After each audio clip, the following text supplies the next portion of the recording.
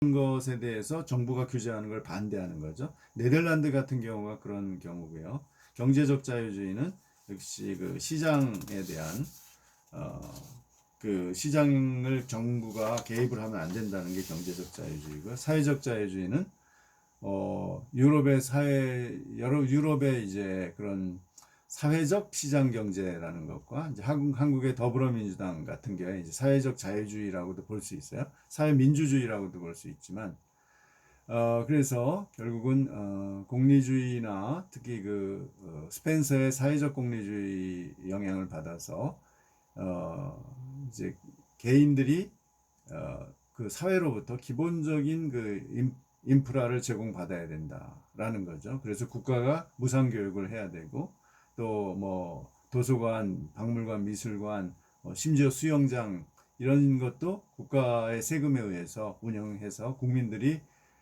가난한 사람도 이용할 수 있도록 해야 된다 하면서 이제 복지국가를 주장하고 최저임금제를 주장하는 거죠. 사회적 자유주의는 자유주의에서도 사회민주주의에 가장 가까운 거죠.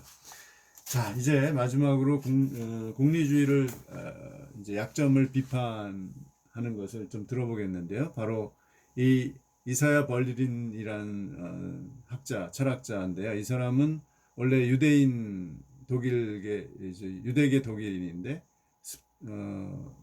나치 히틀러 때문에 영국으로 가서 영국의 런던 대학에서 철학을 가르쳤죠.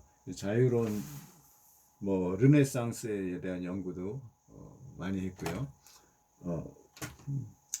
이런 유명한 철학자입니다. 그리고 마르크스에 대한 연구도 많이 했습니다.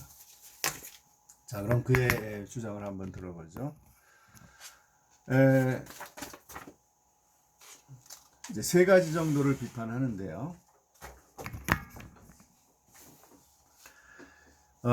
이제 공리주의가 어떤 어려움이 있느냐, 문제가 있느냐. 첫째가 이 공리주의의 제일 원리인 쾌락의 증진이 행복을 가져온다는 것에 대해서 이 에피쿠로스의 쾌락주의하고 비슷하죠. 하고 거기에 대해서 좀 의문을 품는 거예요. 왜냐하면 쾌락이라는 게 너무 애매모호하다, 주관적이다라는 거예요.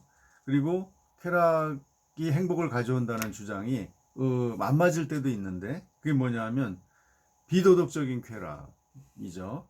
예를 들면 무분별한 소비, 일종의 중독 상태에 가까운 그런 막 소비하는 성향들이 있죠. 그러면 그 개인의 경제도 파탄이 나지만 사회적으로도 안 좋죠. 그 다음에 박사방 사건처럼 성적인 욕망을 이상하게 사용하는, 그런 남을 막 피해를 주고 학대를 하면서 이런 자유, 성적인 자유를 주장하면은, 이런 쾌락을 주장할 경우에 이걸 어떻게 인정할 것이냐, 이런 비판이 나올 수 있죠. 그러니까 쾌락이라는 것이 어떤 하나의 기준은 될 수 있지만 그것만 가지고 모든 것을 주장하는 것은 너무 나이브하다. 이런 게 이제 첫 번째 비판이고요. 두 번째 비판은 최대 다수의 최대 행복을 때 문제는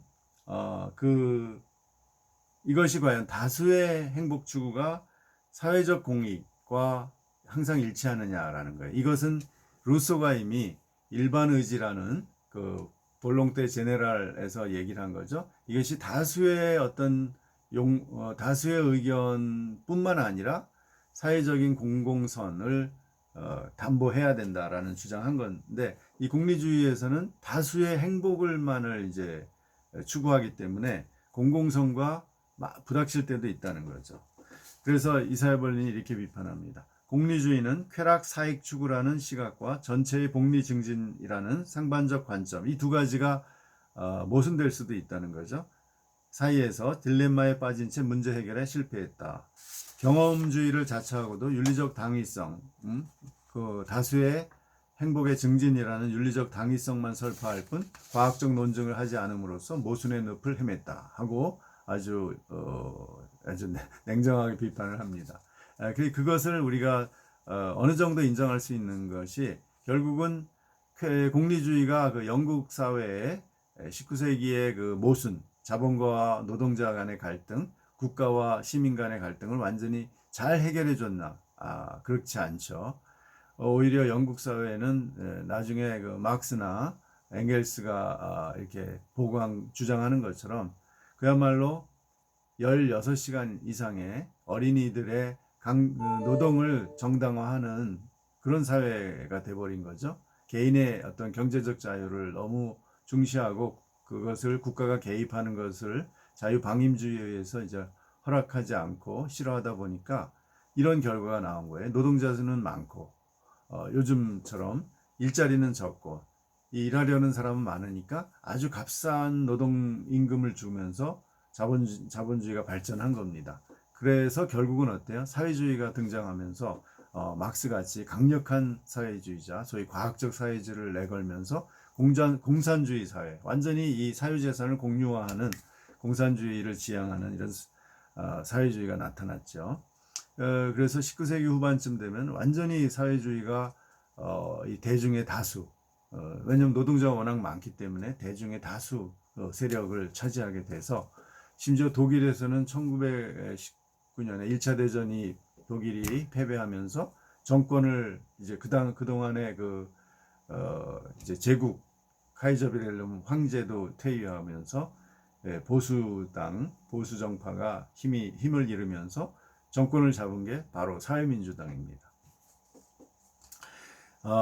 그런 어떤 역사적인 과정들을 우리가 살펴볼 때 공리주의가 의도는 다수를 행복하게 해주려는 그 의도는 좋았고 또 어느 정도는 문제를 해결을 했다고 볼 수 있죠. 그런데 그 당시에 결국은 시장 경제에 너무 방임을 한 결과 개인의 소유권을 아주 절대화하고 그러니까 세금도 별로 안 걷고 복지 개념도 없고 그러니까 너무 빈부격차와 이제 가난한 사람들의 인권이 무시되는 그런 사회를 만들어낸 겁니다. 19세기에. 그래서 이제 사회주의가 생겨난 거예요. 그런 점에서 이 이사야 벌린의 비판은 어느 정도 상당히 정당성이 있다고 볼 수 있죠. 세 번째는 이제 미래 공리주의의 비판인데 질적 공리주의. 이것도 이제 문제가 애매하다는 거예요. 과연 정신적 쾌락이 과연 무엇인지 애매하다. 그 다음에 정신적 쾌락이 어떤 물질적 쾌락보다 우월하다라는 것도 밀은 그렇게 생각했지만 다른 사람은 거기에 동의 안 할 수 있거든요. 많은 유물론적 사고를 가진 사람들, 많은 자본주의자들도 물질의 쾌락이 중요하지 정신은 조금 중요하지 않다. 그건 나중에 여유 있을 때나 생각하는 거다. 이렇게 생각하는 사람들도 많이 있습니다. 그러니까 과연 질적 쾌락을 통해서 어떤 양적 쾌락을 주장한 벤담을 극복하려고 했던 이 존 스튜어트 밀의 시도도 너무 아주 약한